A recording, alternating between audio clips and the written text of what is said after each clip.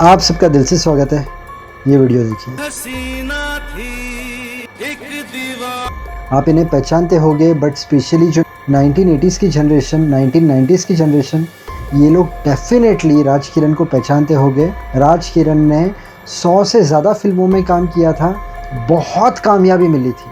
अब इतनी कामयाबी मिलने के बाद एक दिन अचानक वो गायब हो जाते हैं। यस, वो गायब हो जाते हैं। बट गायब होने के बहुत साल बाद बॉलीवुड के एक फेमस एक्टर को उन्हें उनकी न्यूज़ मिलती है कि राज किरण यहाँ पर है और बहुत बुरी सिचुएशन है। बट राज किरण की फैमिली में से एक इंसान आता है और पब्लिक के सामने कुछ अलग ही स्टेटमेंट देता है राज किरण को लेकर, जिसे सुनकर पूरी दुनिया शॉक हो जाती है।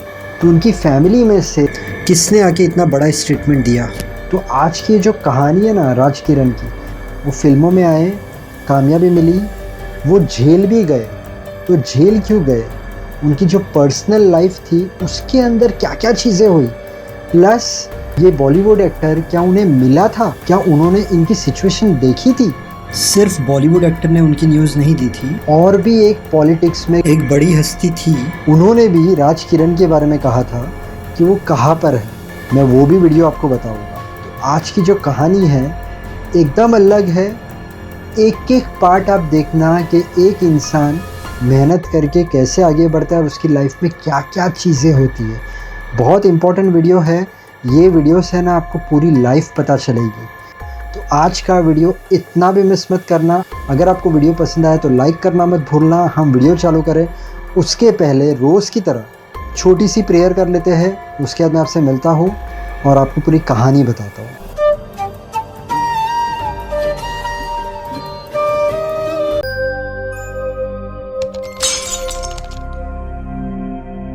राज किरण, इनका जन्म होता है मुंबई में, सिंधी परिवार में, 5 फरवरी 1949। राज किरण बचपन से स्कूल में ड्रामाज में पार्टिसिपेट करते थे। वो जैसे जैसे बड़े होने लगे प्लेज में हिस्सा लेने लगे। एक दिन उनके कॉलेज में एक प्ले था, उसके अंदर उन्होंने हिस्सा लिया और वो प्ले देखने आए थे BR इशारा, जो फिल्में बनाते थे। अब जैसे प्ले ख़त्म होता है राज किरण उनके पास जाते हैं, उन्हें कहते हैं सर मुझे आपकी फ़िल्म में काम करना है। सर BR इशारा एकदम शॉक हो जाते हैं। जैसे अचानक अगर कोई इंसान आएगा और बोलेगा मुझे आपकी फ़िल्म में काम करना है, तो उस वक्त वो कुछ नहीं कहते हैं।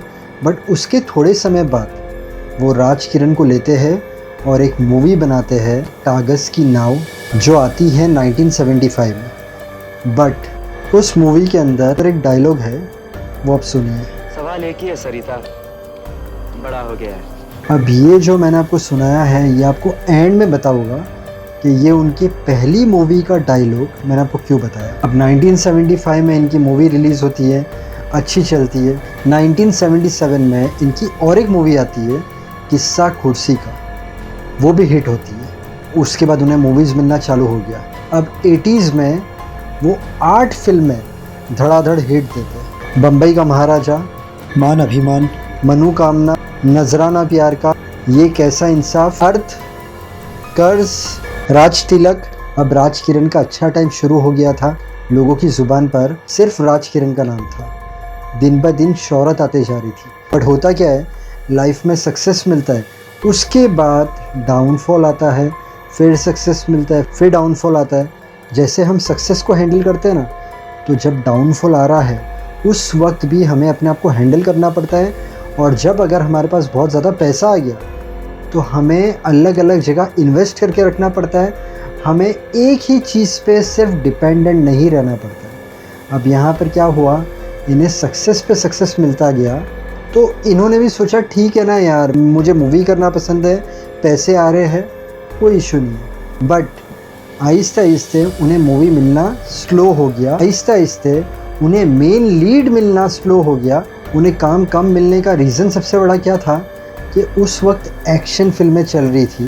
और राज किरण शुरुआत में आए तब उनकी बहुत सारी फिल्म हिट हुई, बट फिर लोगों ने देखा उनकी एक ही हेयर स्टाइल है, वो एक जैसे ही रोल कर रहे हैं, एक जैसे ही उनका लुक है।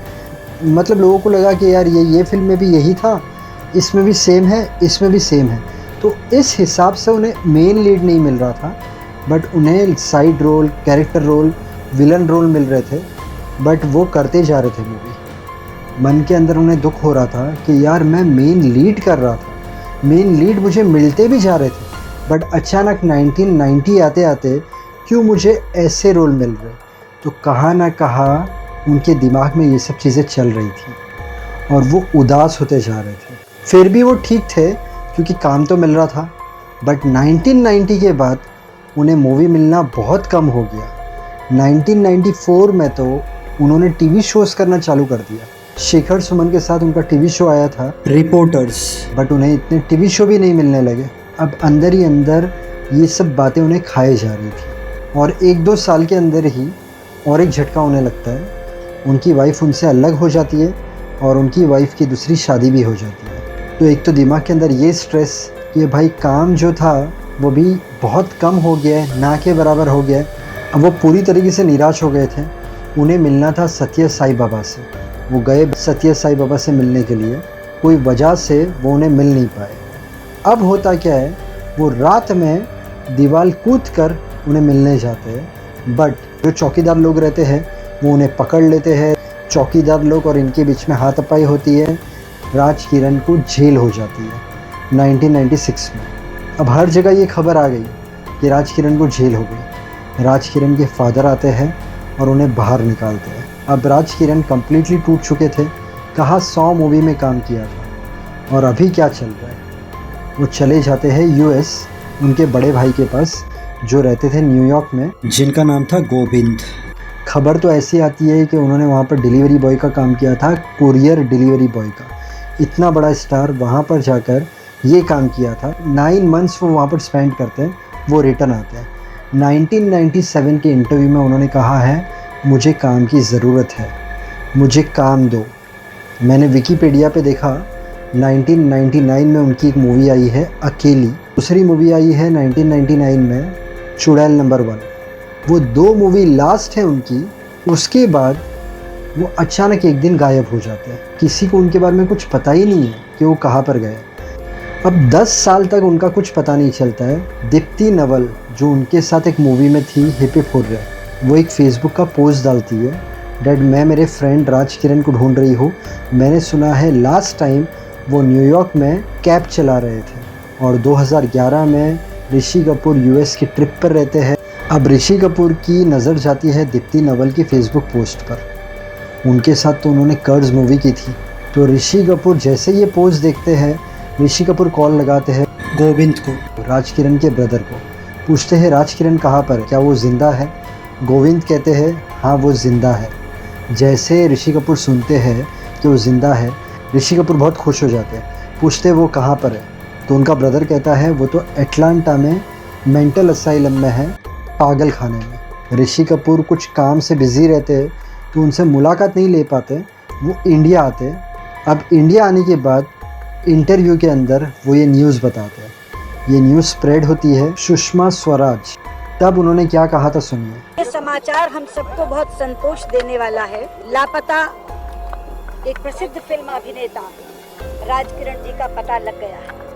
हालांकि ये दुख की बात है कि वो अमेरिका के एक मेंटल असाइलम। अब ये सब जैसे न्यूज़ स्प्रेड होती है, राज किरण की लड़की रहती है ऋषिका, ये न्यूज़ को नकार देती है जो ऋषि कपूर ने दी थी कि राज किरण एटलांटा में है, मेंटल असाइलम में। वो कहती है हमने न्यूयॉर्क पुलिस को और प्राइवेट स्पाई को कितने टाइम से ये काम के पीछे लगाया है कि वो मेरे पापा राज किरण को ढूंढे और आज तक वो नहीं मिले हैं। जहाँ पर एक उम्मीद की किरण जागी थी कि राज किरण मिल गए हैं, वो एटलांटा में है। तो ऋषिका के स्टेटमेंट के बाद वो सब उम्मीद पर पानी फिर जाता है। वो दिन है और आज 2025 आज का दिन है। आज तक ये पता नहीं चला है कि राज किरण कहाँ पर है। अलग अलग टाइम पर अलग अलग चीज़ें बाहर आई। किसने कहा राज किरण से मिलता जुलता इंसान न्यूयॉर्क की सड़कों पर मरा हुआ पाया गया। किसी ने कहा कि उन्होंने खुद ने अपने आप को ख़त्म कर दिया है। तो किसी ने कहा आज की तारीख में भी वो कोई रेस्टोरेंट में काम करता है। बट आज तक ये पता नहीं चला है राज किरण अगर है तो है कहाँ पर। जो शुरुआत में मैंने आपको एक डायलॉग दिखाया था उनकी पहली मूवी का, फिर से देखिए वो डायलॉग। सवाल एक ही है सरिता, बड़ा हो गया है।